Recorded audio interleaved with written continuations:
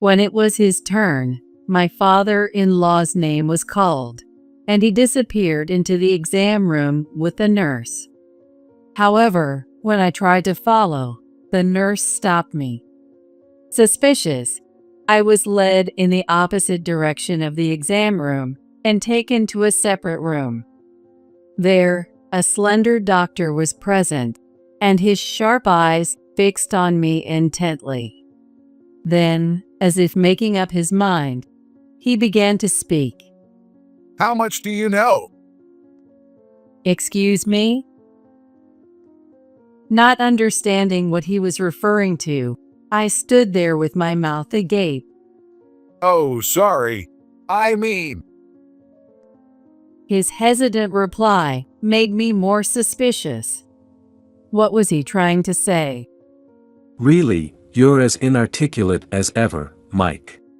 When I turned my gaze, there stood my husband, who was supposed to be on a business trip, like a statue. Why is he here? Ignoring my confusion, he said.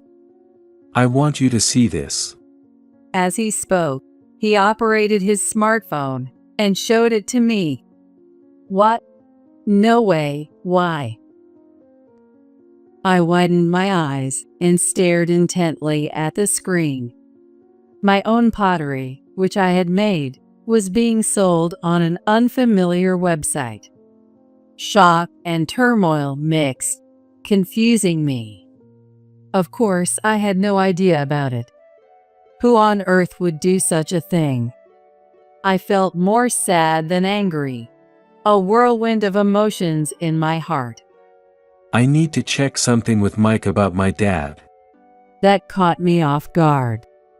What does he intend to check about my father-in-law? I eagerly awaited my husband's next words. My name is Jade. I live with my husband, Kevin, and my father-in-law, Raymond. Raymond, the weather is nice today. The azaleas in the garden are starting to bloom. Is that so? Is it that time already? My father-in-law, smiling gently next to me, is actually blind. I knew he had poor eyesight for a long time. His vision gradually narrowed as the edges of his field of view darkened. Without knowing the cause, his treatment didn't progress, and he managed with his wife's help. However, his condition rapidly worsened after he lost his wife. Neither Kevin nor I ever imagined that he would lose his sight so quickly. Kevin said he couldn't leave Raymond alone, living by himself blind. That's right. It's dangerous to be alone. There have been fraud cases recently, too. Kevin and I discussed it and decided to move in with him. By the way, Raymond can't work, so now he's living on disability benefits. This was arranged by his late wife, and a substantial amount was regularly deposited into his account. It seems it was withdrawn little by further, but a considerable amount remained. We could have hired a home caregiver with that much money, but Raymond refused. Don't waste money, he insisted. I quit my job to take care of Raymond. My boss regretted losing someone as capable as me, but it couldn't be helped. I decided to work part-time a few days a week and take on caregiving and all the household chores. Jade, I'm really sorry you had to quit your job. I expected it. Don't worry about it. How about you? Yeah, actually, the company has decided to expand overseas, so I might start traveling more. My husband works for a manufacturer, but I hadn't heard about him traveling abroad before. Isn't that great? I was thrilled, but Kevin seemed somewhat down. But, I'll miss being with you, Jade. He sighed softly and trudged off to the bathroom. It was the first time I'd seen him look so dejected. He's usually all smiles, and rarely talks about feeling lonely. So his remark was unexpected, and it took me by surprise. Was my enthusiasm a mistake?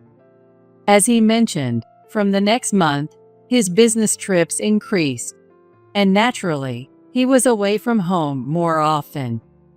I was busy every day preparing meals for Raymond, cleaning the house, and working part-time. However, while shopping at the supermarket, a thought struck me. Caring for Raymond was easier than I had expected. When we first moved in together, I thought I'd have to help him with bathing, elimination, moving around the house, and when going out. I assumed I would have to feed him since he couldn't use cutlery. But in reality, he can take a shower and use the restroom on his own. He eats fairly neatly with a spoon. He walks smoothly around the house and doesn't stumble on napkin holders or anything. It's easy because I'm used to the house. He would say with a smile. Surprisingly, he can even perform simple operations on his smartphone. He uses voice recognition to make calls and look things up. If I heard talking in Raymond's room, he was discussing Johnny Appleseed with AI integrated into his smartphone.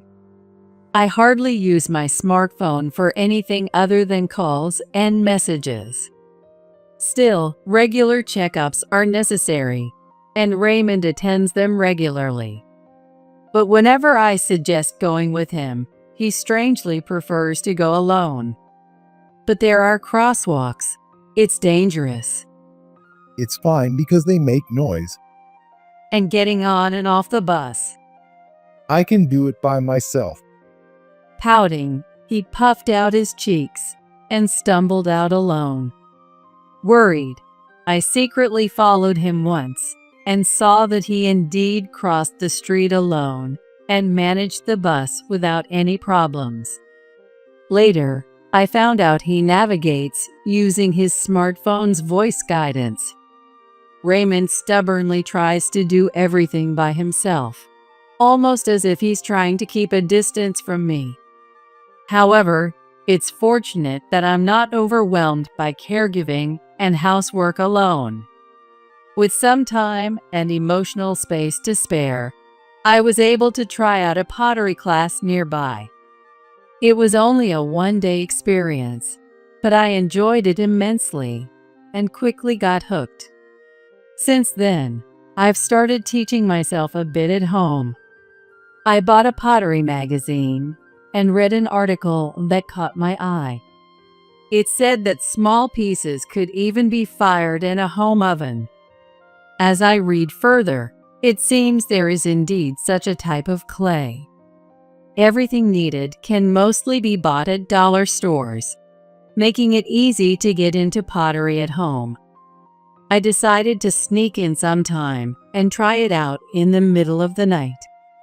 Back in elementary and middle school, my art grades were pretty bad. Me, starting pottery of all things. Every day was exciting, and I even found myself humming. One night, as my husband came to the kitchen for water, he saw me kneading clay while humming. What are you making? Giant cookies. He pointed at the light brown clay, flattened out on parchment paper. I was spreading it out to make a plate. Oh, I thought it was a midnight snack. Sorry about that, but please have a look when it's finished. Good night, he said, and went back to his room. He would be on a business trip again tomorrow. He seemed like he wanted to talk more, but perhaps out of consideration, he left quickly. It felt like we were somehow missing each other, but not that we were on bad terms. A strange sensation. To shake off that feeling, I focused on my pottery. Initially, I made simple shapes like plates and napkin holders. But as I got used to it, that wasn't satisfying enough. Yet, I couldn't make real pottery pieces. While pondering what to make, a gust of wind scattered the papers and envelopes on my desk. I had forgotten I left the window open because it was the afternoon. Oops, I hurriedly picked them up and pressed them down with a nearby jar. That's it. A paperweight might be small enough to make. Thinking it wasn't for a show anyway, I decided to make it with a light heart. Something stylish would be nice. As I kneaded the clay, an image of the cat we used to have come to mind. We had rescued the stray and named him Belle, and my husband and I cared for him dearly. I decided to model the paperweight after Belle. Once I thought of it, the idea came quickly. What did his face look like? His hands, his feet, his tail? I gradually remembered. In a photo on my smartphone, Belle, with his split bangs, didn't seem to mind being held by Kevin. Back then, the three of us had fun times together. Belle is over the Rainbow Bridge now, and I wonder if he's doing well. The Belle paperweight, after much trial and error, was finished in about a month. I was so pleased that I wanted to show it to someone. Just then, I had plans to go out for lunch with friends, so I brought it along to show them. They took out their smartphones, saying, "How cute!" I was surprised at the positive reception. Next to the pasta dishes at lunch, Belle's somewhat contented expression had a certain charm. My friends asked if I could make one for them too. Really? It's just amateur homemade stuff. Turns out, that's exactly why they liked it. The next month, I brought a few more Belle weights, each in a different pose. My friends each took their favorite, and I was left with one of Belle washing his face. A week later, I realized that one of my friends, who had taken a Belle weight, had been trying to contact me multiple times. She said that after she posted about the weight on social arts network sites, she received dozens of emails in just 3 days. Most of them were asking, "I want one too, but where are they sold?" I was surprised by such a reaction. I hadn't expected it. My friends kept encouraging me to sell them online, insisting they would definitely sell. But I hadn't made them to sell. I only thought of it as a hobby, and the idea of turning it into money made me uncomfortable. Plus, I'm not tech savvy, so I had no idea how to go about it. I only check my smartphone every 2 or 3 days for messages from friends. While I was pondering what to do, the inquiries kept increasing, surpassing 100 emails. Feeling somewhat guilty, my friends started insisting on paying me properly.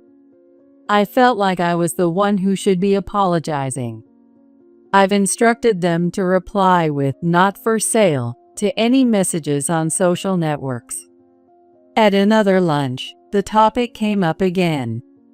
Maybe I should just accept enough to cover the material cost. I'm not trying to make a career as a pottery artist. That's enough, they agreed, and happily contributed that amount. Kevin was also interested in the small figurine. When he came back from a trip, he found the Belle weight on the desk and exclaimed, Wow! Is this Belle? Did you make this? He picked it up between his thumb and forefinger and brought it over to me, looking pleased. Yes, doesn't it look like him? Awesome. It's cute. It looks a lot like Belle. When I mentioned it had become a bit of a topic online, he beamed. Selling online is easy. Just set up a site, post some photos. Ever heard of easier said than done? I'll help out. I'm still an active salesperson, you know. He patted his chest, all eager. He started muttering about e-commerce sites and strategizing. But selling means starting a business. And I wasn't confident I could start that lightly. I'm really not interested in selling. I took the bell weight from his hand and put it back on the desk. Besides, look, I'm not good with this internet stuff. I'll help you with it. Ah, by the way, I finished that plate I mentioned. I'll bring it here. I turned around and opened the storage cabinet in the kitchen. I couldn't see what expression Kevin had on his face. When I returned from the kitchen, he had disappeared. Only the weight of Belle washing his face was left on the desk. Belle, what should I do? Belle didn't answer. It seemed as if he said, do whatever, meow, while continuing to wash his face. On a day when the sky was filled with scattered clouds. As I returned home humming, Raymond asked, did something good happen today? That day, I had shown the pottery teacher the bell weight. I had casually mentioned my pottery to Raymond, but it hadn't been a topic of conversation before. I went to show the pottery piece I talked about before to the teacher. Sitting in a chair in the living room, Raymond listened intently to my voice. Oh, what kind of plate was it? It wasn't a plate this time, it was a figurine. As I said this, I felt something was off. What did Raymond just say? Beside me, smiling, he spoke again. I wish I could do pottery too. Excuse me? I was taken aback, but I saw this as a great opportunity. It could be a chance to bond with Raymond, who seemed to be keeping his distance. Then, maybe he wouldn't have to cross streets alone, which could be dangerous. You can do it, I'm sure. Raymond, you seem to be good with your hands. There are people who paint, even though they can't see. I let Raymond touch sample plates and napkin holders and taught him to mold the clay into similar shapes. Because he can't see, he repeatedly confirmed the shapes with his fingertips while kneading the clay. He seemed to find the texture, coldness, and softness of the clay refreshing and enjoyable. He continued making them even while I was at work. When I returned home, several creations were lined up on parchment paper. Though somewhat misshaped, each was charming. Wow, these are good. I carefully took them to the drying rack, making sure not to disturb them. As they dried, I baked each one in the oven. While spending time this way, I noticed another oddity. Oh no, the bell that I left here is gone. The weight of Belle washing his face that should have been on the desk was missing. I also realized that the rabbit and frog figurines and napkin holders that were supposed to be there were gone. When I asked Raymond, he mentioned he might have accidentally broken or thrown them away. I always carried them around as samples. I'm sorry. Is that so? I'm really sorry. Because I can't see even the cat figurine. With a disheartened look, he hung his head, and I couldn't press him any further. It's okay. Maybe, just maybe, gnomes took them. I said this with a laugh, trying to lighten the mood. Even with such a childish remark, Raymond seemed relieved. His creativity continued, but I began to notice a clear unease in his actions. When I mentioned this to my husband, he looked incredulous. I'm usually not here because of work or business trips." He mumbled, clearly puzzled. During those unsettled days, the date for Raymond's regular checkup arrived. My husband had been out since morning on a business trip. It seemed that through pottery, Raymond and I had become somewhat closer, and today I was able to accompany him. We arrived at the hospital before noon, took a number in the waiting room, and waited our turn. The receptionist seemed to be talking about something while glancing our way. Or perhaps I was just being paranoid. Rethinking it, I focused on the pottery magazine I had brought. Soon it was Raymond's turn, and he was called into the exam room with the nurse. However, when I tried to follow, the nurse stopped me. Why, I wondered. Since it was my first time accompanying Raymond, perhaps they were checking my identity. While I was puzzled, I was led in the opposite direction of the exam room and taken to a separate room. Inside, a slender doctor sat down and handed a clear file to the nurse. After the nurse left, the doctor turned his gaze toward me. His name tag simply read, Mike Myers. His sharp eyes intently fixed on me, and he began to speak as if making up his mind. How much do you know? Excuse me? What was he talking about? Confused, I just stared open-mouthed at Mike. I assumed it was about Raymond's vision, but something seemed off. It's my first time accompanying him to the exam, so I'm not sure what you mean. Oh, sorry. I should have explained better. His hesitant reply increased my suspicion. What is it?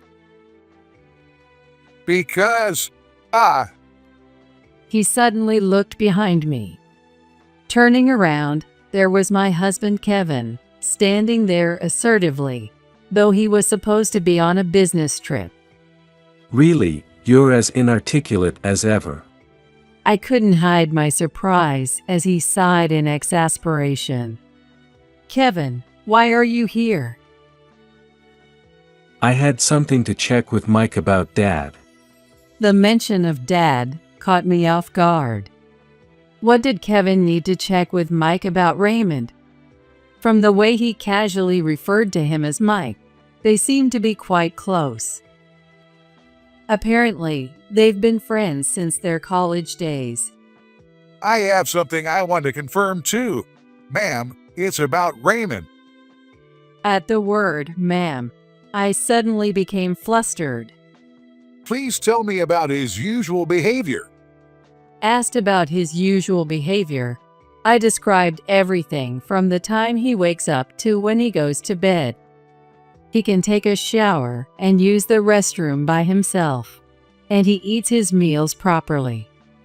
He also goes to his regular checkups alone and enjoys chatting on his smartphone at home. As I described Raymond's everyday demeanor, Mike nodded in understanding.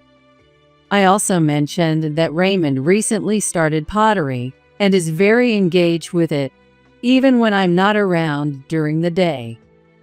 I showed Mike photos of Raymond's pottery works that I had taken with my smartphone. His recent works are well shaped, and the awkwardness is gone. Mike hummed softly as he looked at them. Is there anything else? Particularly, have you noticed anything unusual about Raymond's behavior? Asked this, I paused to think. The only thing that comes to mind is his insistence on doing everything by himself, even though he's supposed to be completely blind. It seems like he's trying to keep a distance from me. Understood. Anything else you are concerned about? Well, actually, I remembered. Just a few days ago, some of my pottery works had disappeared from the house. When I asked Raymond, He said he might have accidentally thrown them away because he couldn't see. But that stuck with me. Going back a bit, there was an unease I felt just before he expressed his desire to try pottery. I mentioned to my pottery teacher that I was going to show him my pottery piece, but at that time, Raymond had asked, "What kind of plate was it?" Both start with a P sound, so I thought it was just a minor thing, I reasoned. Yet, he seemed to clearly understand it as a plate. It was as if he had seen me making plates before and knew about it.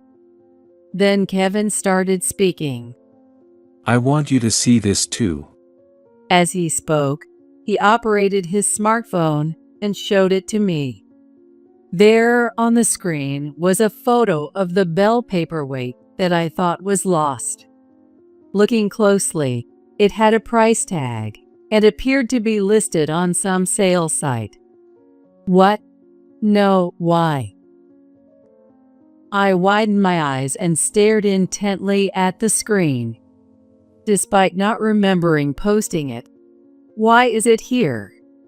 A mix of surprise and turmoil swirled in my mind, confusing me. I felt more sadness than anger swirling in my heart.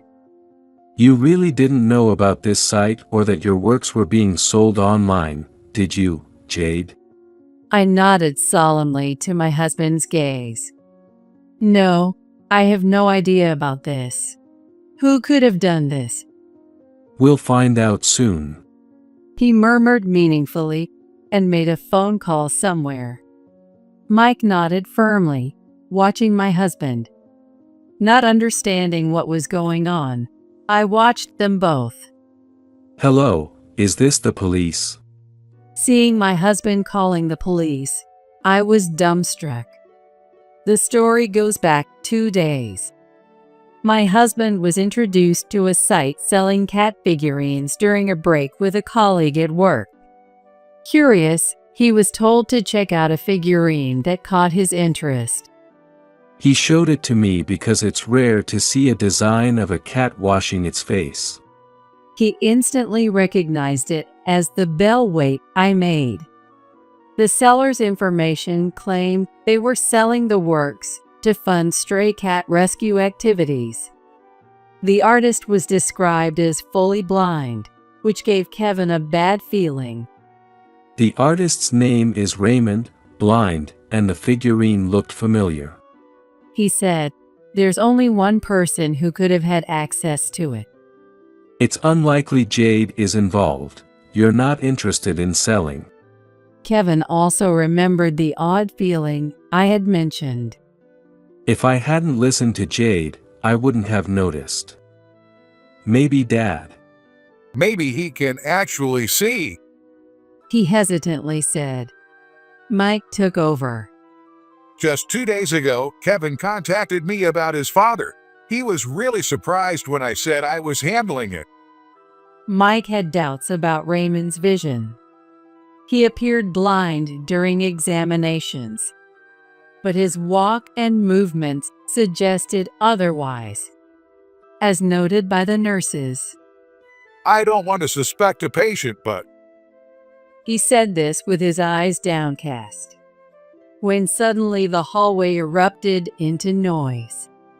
As we hurried out of the room, there was Raymond being questioned by 2 police officers who had arrived.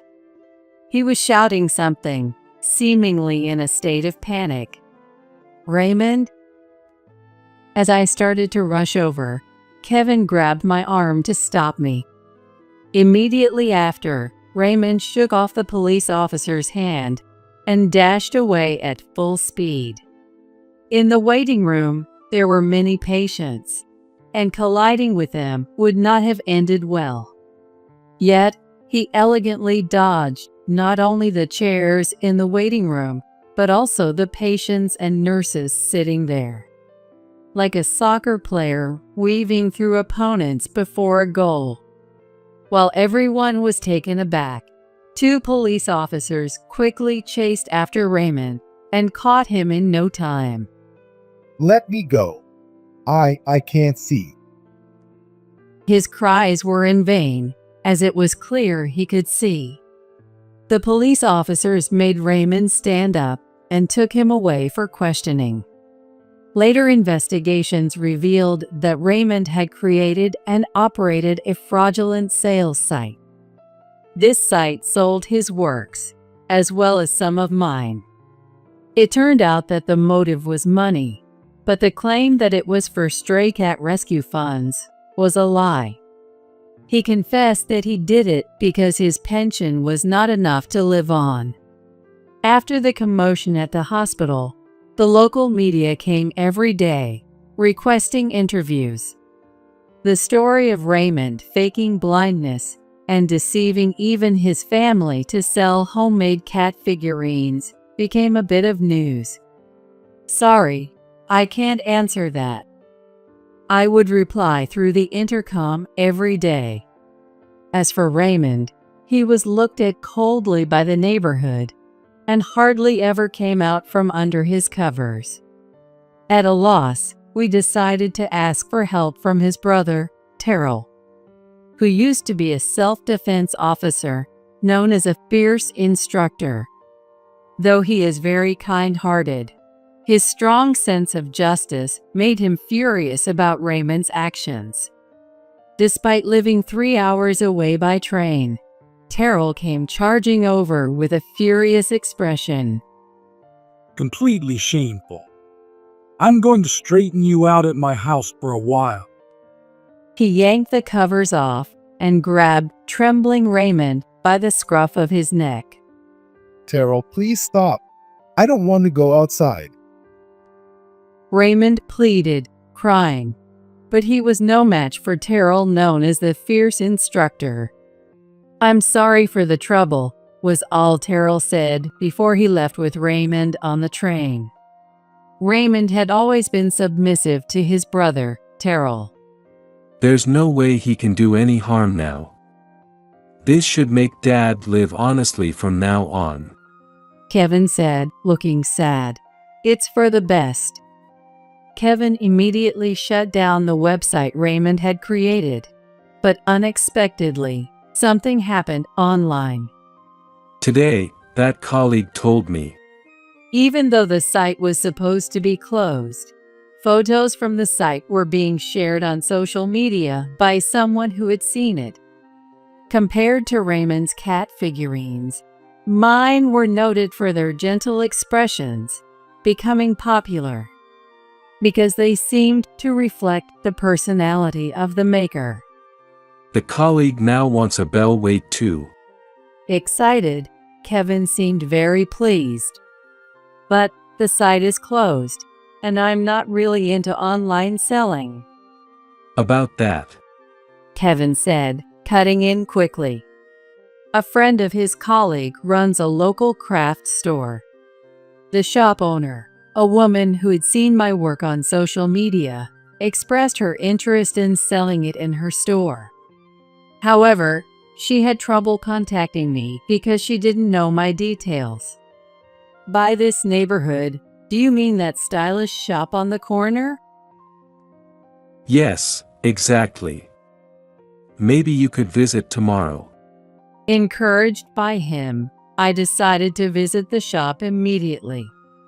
The shop owner, who wore many cat accessories, was clearly a cat lover. I agreed to her offer, and we decided to display my work in her store. Later, I brought over not only paperweights, but also figurines and plates to display. I felt a mix of slight joy and anxiety about whether they would really sell. I marketed the pieces under the artist's name, Verticat Bell, and they began to sell one after another. Often, they would sell out while I was still making more. The earnings were just pocket money, but they filled me with surprise and joy. I decided to donate a portion of the proceeds to stray cat rescue efforts. I thought Belle would be happy about that. This donation initiative led to increased interactions with others involved in stray cat rescue, and even local artists. The pottery teacher sometimes visits too. My days are fulfilling and enjoyable. Now, they call me Belle after my beloved cat. It feels a bit odd to be called by my cat's name, but I believe it's a connection that she helped forge. Right, Belle? I gazed at the Belle paperweight, washing its face on the living room table. I'm home. Kevin had returned home unnoticed and approached with a beaming smile. What's the occasion? Today is our anniversary and the day we first met Belle. As he spoke, he placed a box of cake next to Belle. Oh, that's right. Overwhelmed with happiness, I instinctively hugged Kevin. Belle seemed to smile and say, "Do whatever, meow," while continuing to wash its face.